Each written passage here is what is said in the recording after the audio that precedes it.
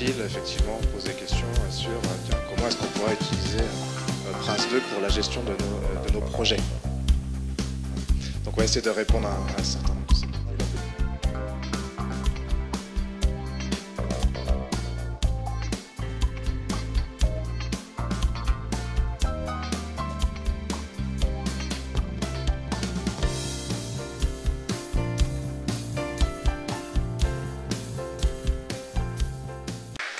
Et maintenant, c'est mon plaisir à introduire la prochaine interlocuteur. C'est Laurent Louboutin, formateur Prince 2 et ITIL, et il travaille avec QRP, le grand sponsor.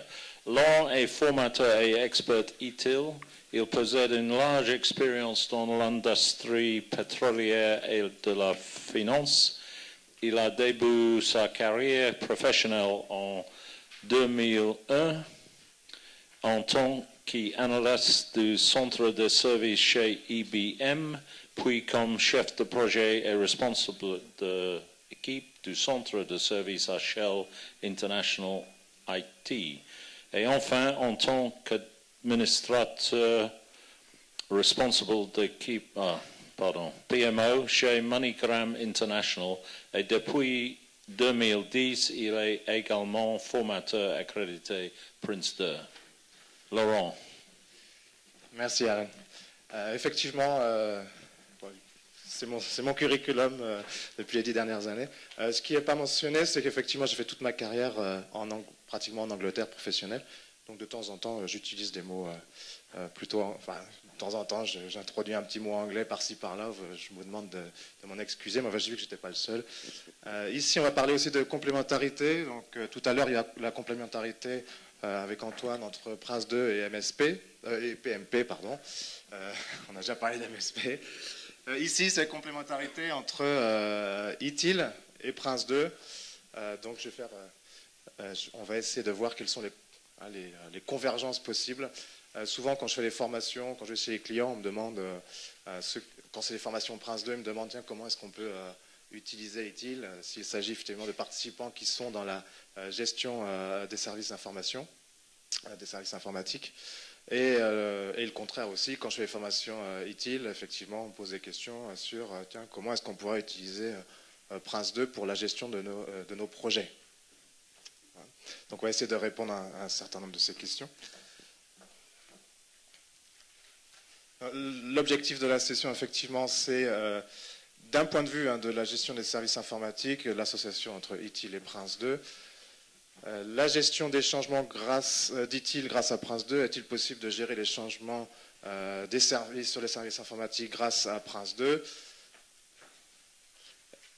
Et enfin, le support de Prince 2 dans la mise en place d'ITIL. Donc on va voir un petit peu les convergences possibles.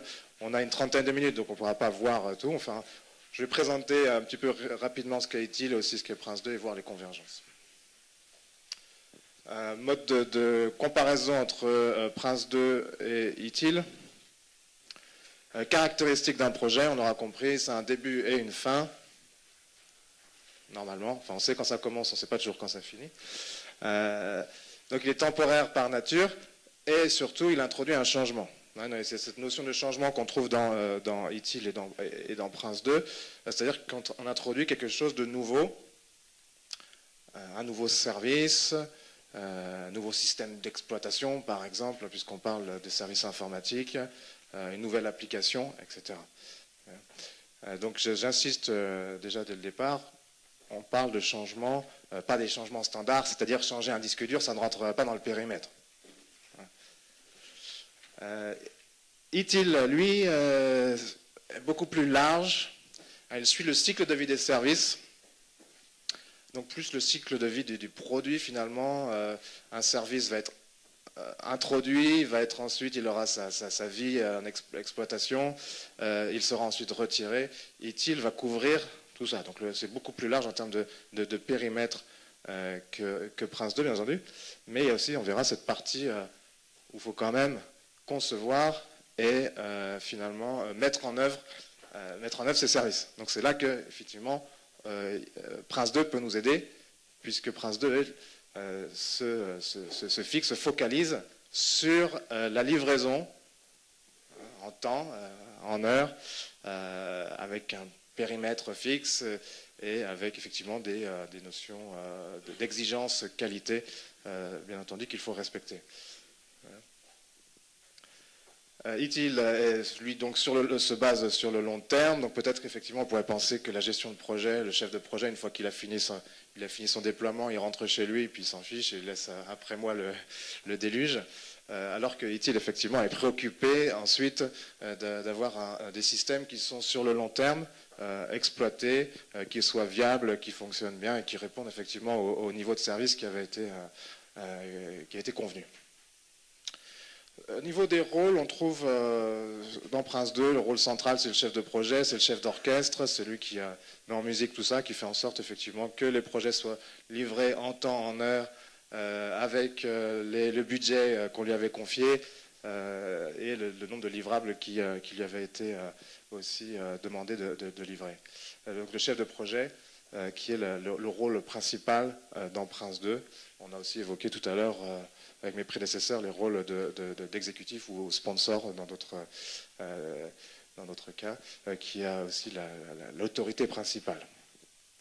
Dans ITIL, on trouve la notion donc de service informatique. Le propriétaire de service, lui, se préoccupe de la gestion du service depuis son introduction jusqu'à ce que le service soit retiré.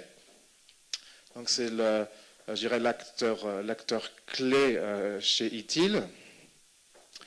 Donc on pourrait imaginer que le propriétaire de service, si on se base sur l'organisation temporaire d'un projet Prince 2, on le retrouverait dans le comité de pilotage.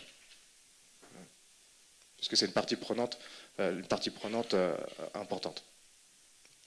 Les objectifs Prince 2 et ITIL, ce que j'ai pas dit, c'est qu'en fait, ITIL et Prince 2, enfin, je pense qu'on l'avait dit déjà, font de deux parties de la maison aussi à PMG, plus OGC, mais c'est Cabinet Office.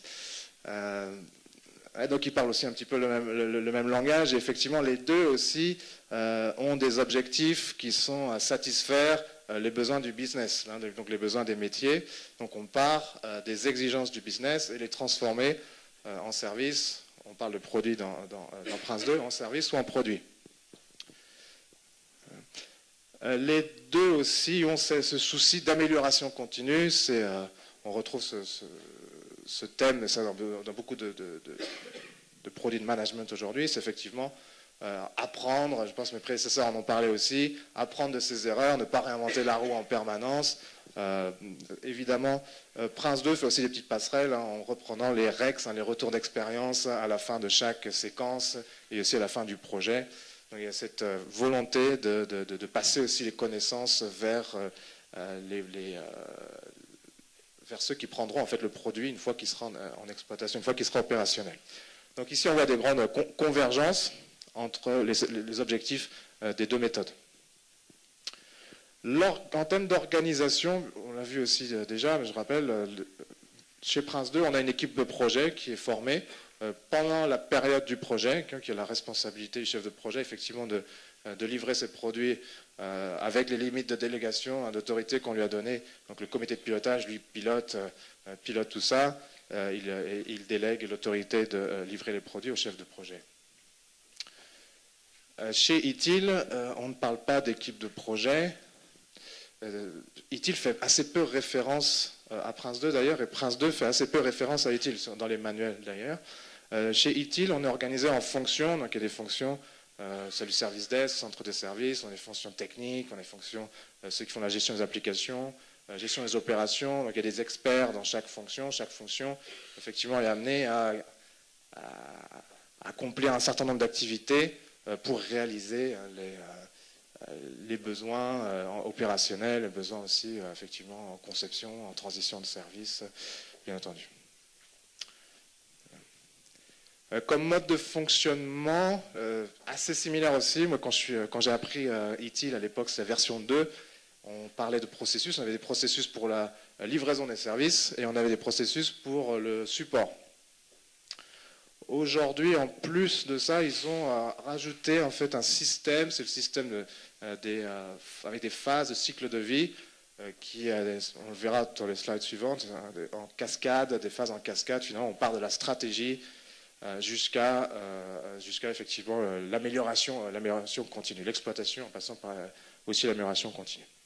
Donc des modes opératoires assez similaires en termes de processus. Donc, et est-ce qu'on peut effectivement faire coïncider les processus de Prince 2 avec les processus dit-il. Je laisse la question ouverte. Brièvement, donc les outputs, là en mot anglais, du cycle de vie des services.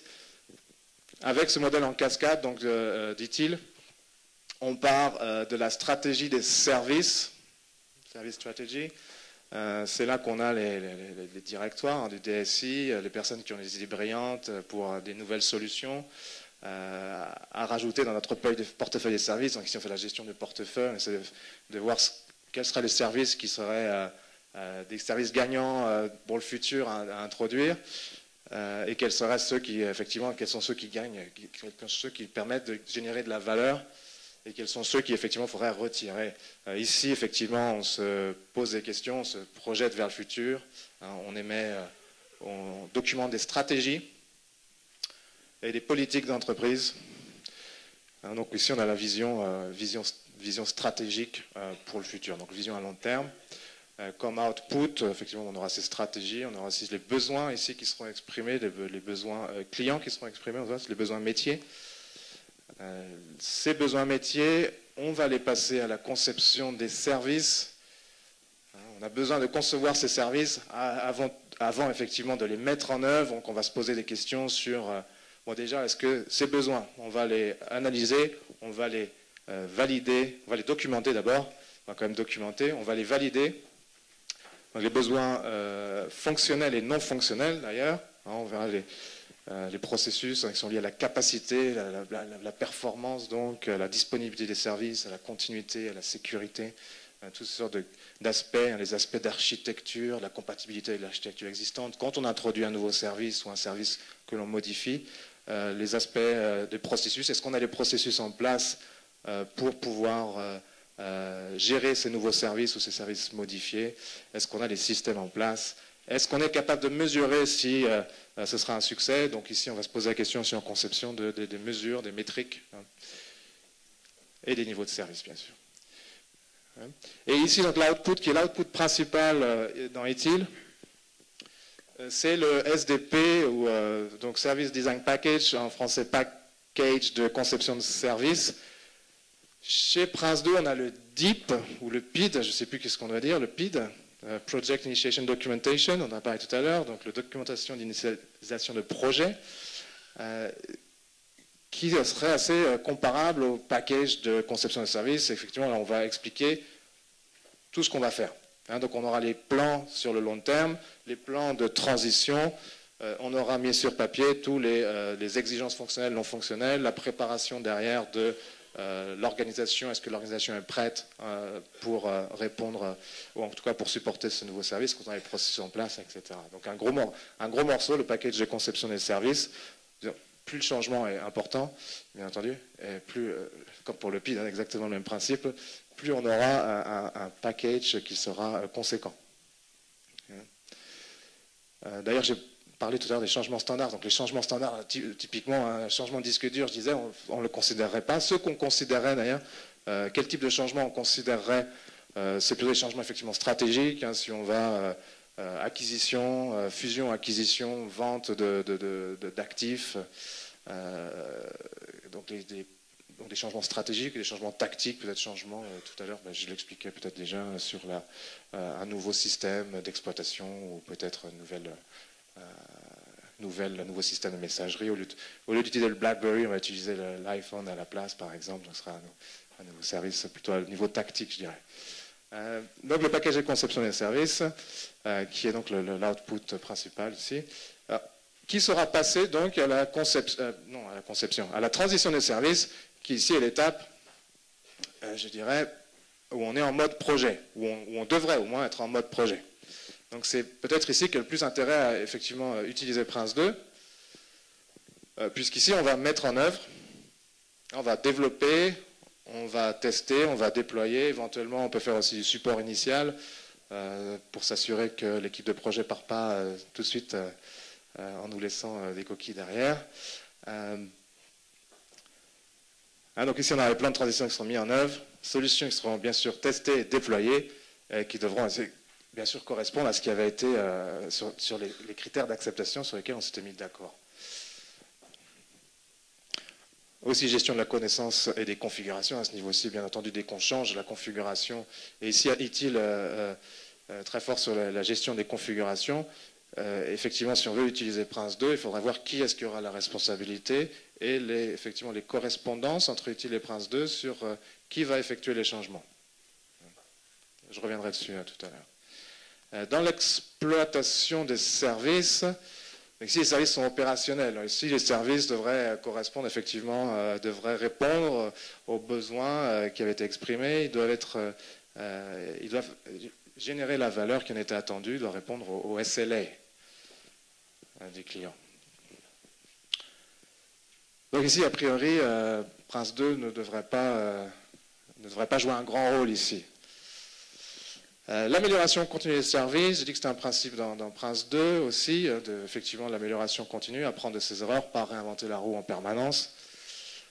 Ici, la préoccupation, j'ai presque l'obsession, c'est de s'améliorer en permanence, d'aligner en permanence le business avec l'informatique. Le DSI qui doit être aligné avec les besoins du business.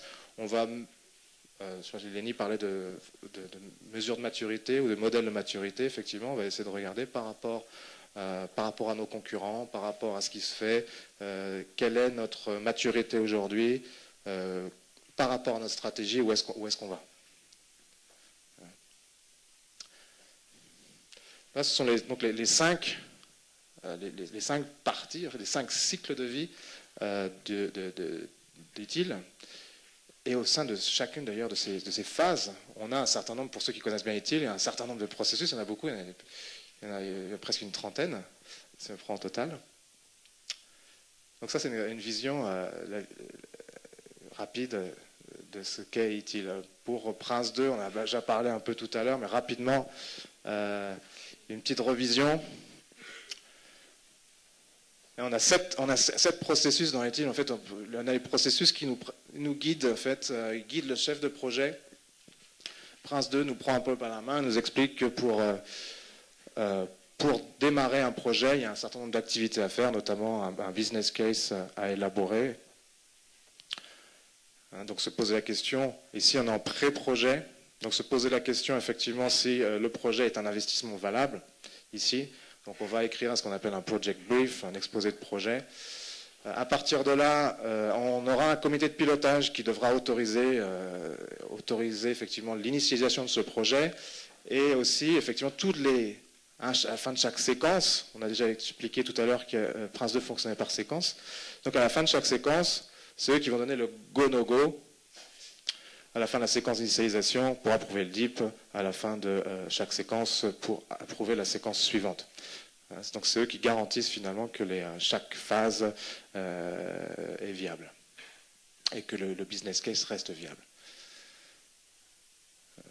Les autres processus, donc IP, c'est là qu'on crée le DIP, le plan de projet, donc le macro planning.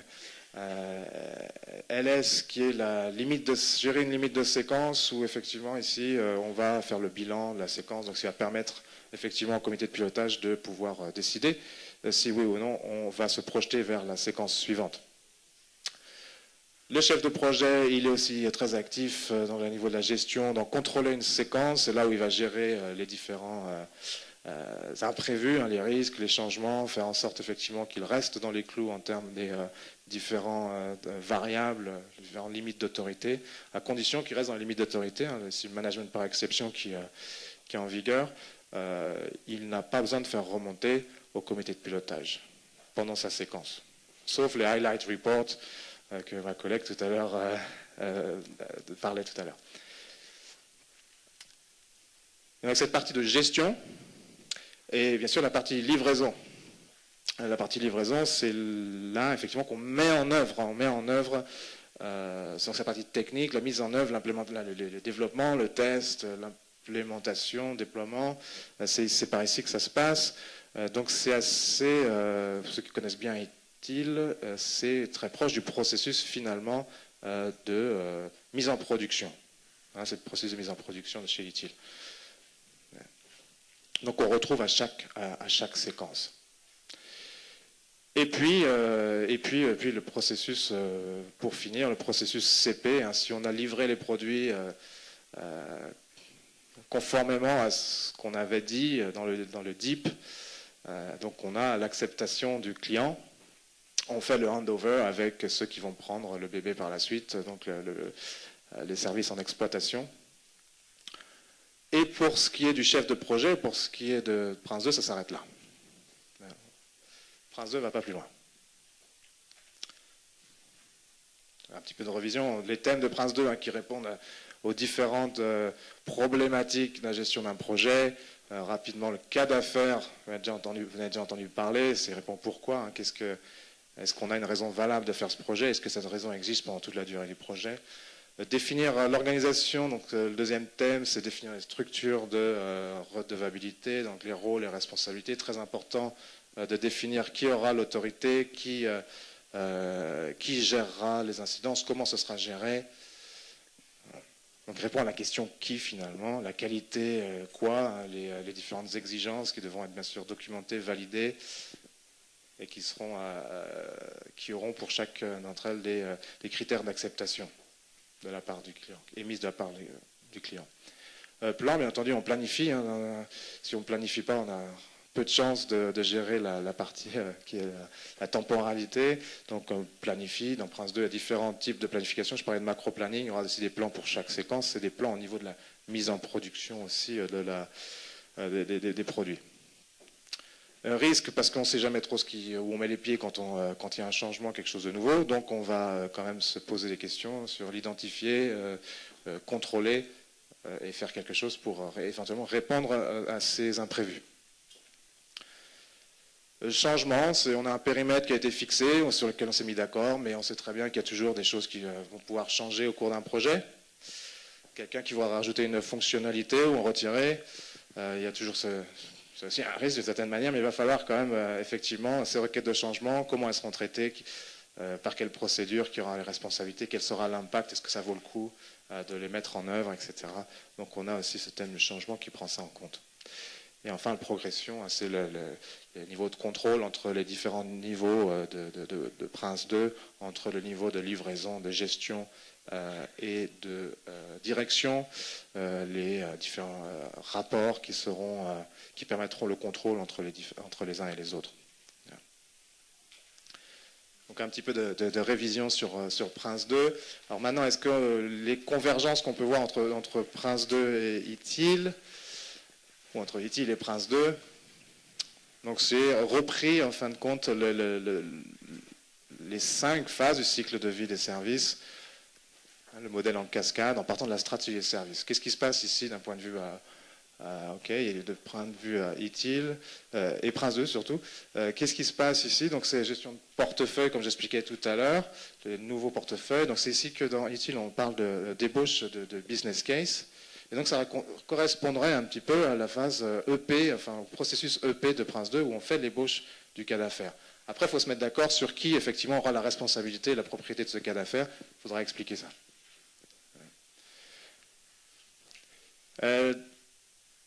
Dans la conception des services, ce Service Design Package dont je parlais tout à l'heure, je l'ai déjà associé au PID ou au DIP. Donc on peut imaginer que ce PID ou DIP sera effectivement l'équivalent, finalement, en conception des services, l'équivalent de la séquence d'initialisation de Prince 2. On créerait ce SDP, on peut l'appeler PID. Après, il faudra qu'on se mette d'accord évidemment sur la terminologie qui sera utilisée. On peut utiliser l'une ou l'autre. Donc on crée ce SDP dans la phase d'initialisation.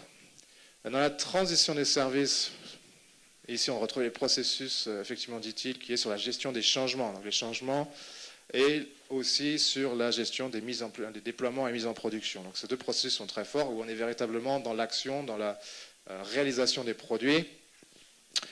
Ici, ça a tout à fait son sens d'utiliser, bien entendu, Prince 2, et qui correspondrait aux séquences de livraison de Prince 2 avec les processus de gestion, avec le chef de projet qui contrôle l'avancement des travaux, et les techniciens qui vont développer, tester et déployer les solutions.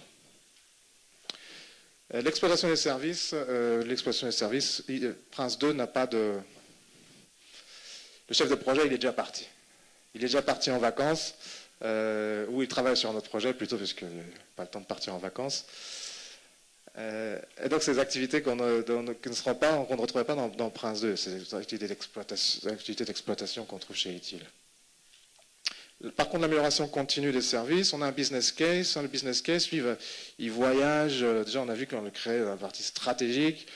On va certainement l'affiner ou le détailler davantage quand on aura en partie de conception, puisqu'on aura des informations plus précises, plus détaillées sur les estimations des coûts, des temps, etc. Donc, on va pouvoir être plus précis sur la partie coût, en tout cas. Et donc, dans l'amélioration continue des services, comme dans Prince 2, on pourrait faire le lien ici, effectivement, qu'il y a une convergence, l'amélioration continue qui, effectivement, fait le suivi, finalement, des bénéfices, la réalisation des bénéfices post-projet. Parce que Prince 2 s'arrête quand le projet s'arrête. Donc ici, effectivement, les bénéfices des projets de Prince 2 seraient réalisés dans cette phase de vie qui est l'amélioration continue.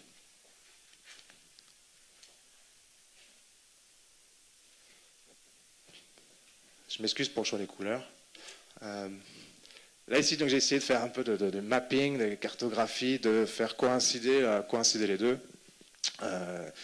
Et donc, on retrouve EP qui correspondra à la stratégie des services, où effectivement, on aura les spécifications, les exigences, les besoins qui seraient exprimés, où on trouvera l'élaboration du business case à l'état d'ébauche. Et en conception des services, processus IP, à la partie conception de chez ITIL, développement et test. Là, on attaque les séquences de livraison avec les processus CS, NP, donc la livraison des produits, le processus de contrôle de Prince 2. Ensuite, le déploiement comme une autre séquence de livraison. Et une autre séquence finale qui serait le support initial. J'ai découpé comme ça aurait pu être différent. Support initial pour un gros projet, certainement. On aurait pu faire développement, test, déploiement, et pas de support initial. On peut découper en plusieurs séquences, il n'y a pas en fonction des exigences du projet. Et la partie post-projet, donc pas de processus, bien sûr, de Prince 2, mais l'exploitation des services, l'amélioration des services, puisque on va faire le handover, on va passer le témoin à ceux qui vont faire le support, la maintenance, l'exploitation des services dans les aspects opérationnels. Donc les processus utiles qui sont en relation avec Prince 2, il y en a beaucoup, je ne vais pas pouvoir tous les voir, mais effectivement, dans la conception, il y a toute la partie garantie, qu'on retrouve capacité, disponibilité, continuité des services, sécurité de l'information, niveau de service. Transition, la transition, et on retrouve planification et support à la transition. Alors, ITIL, c'est un peu le PMO d'ITIL, en fait, dans ce processus. Gestion des changements, donc ce qui nous intéresse, gestion des changements, gestion des actifs, des services et configurations, et gestion des déploiements et des mises en production. La validation et les tests, bien entendu. L'évaluation, puisqu'on fait aussi les retours d'expérience. Donc on retrouve pratiquement les thématiques qu'on retrouve dans Prince 2, on les retrouve ici aussi à travers les processus d'ITIL. Donc l'adaptation, je pense que je devrais finir là-dessus. Donc l'approche générale en fonction de différents aspects. On va adopter des stratégies en fonction effectivement des contrôles du projet, en fonction de la dimension du projet, c'est la partie adaptation, flexibilité de la méthode Prince 2. La stratégie de gestion de la configuration, par exemple, qui est-ce qui en aura la propriété, qui est-ce qui aura l'autorisation pour faire ces changements. Je pense que d'un point de vue pratique, les changements qui sont sur les produits de management, par exemple le business case, le PID, propriété du projet, en tout cas pour les changements, et pour la configuration des changements, et bien sûr pour la configuration des produits spécialistes, eh bien, ce sera pour les processus d'ITIL. Terminologie, beaucoup de terminologie. Les deux parlent un peu le même langage parce qu'ils viennent de la même maison. Par exemple, ici, le critère d'acceptation en Prince 2, on parle de critère d'acceptation de service chez ITIL. On arrive à s'y retrouver. Les rôles, on peut adapter effectivement les rôles de Prince 2 aux besoins d'ITIL. Les rôles on a du rôle effectivement du comité consultatif des changements, quel serait son rôle dans le projet, la communication entre les différents parties de ITIL et de Prince 2. Les propriétaires de services, donc ici comme exemple, sont concernés, donc sont susceptibles d'être les utilisateurs principaux, comme je disais tout à l'heure. Pour les produits de management, comme je disais à l'instant, on utilise la méthode spécialiste pour les produits spécialistes. La produit de management, on utilise le Prince 2. Pour les séquences, comme je l'ai fait, moi, c'était un exemple, faire correspondre les séquences du projet au cycle de vie du service, jusqu'à la fin, jusqu'à la production de ce service, tout au moins. Et comme exemple, ici, on avait aligné la séquence d'initialisation, comme moi je l'ai fait, sur la phase de conception, le SDP qui correspondra en gros, grosso modo, au DIP. Et les phases de livraison, donc, avec les processus de mise en production et changement.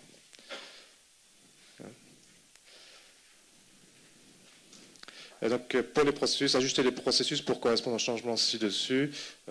Moi, j'avais utilisé ce format où le support initial, effectivement, était la dernière séquence. Donc, on retrouverait le dernier processus de Prince 2 CP dans cette dernière séquence de support initial.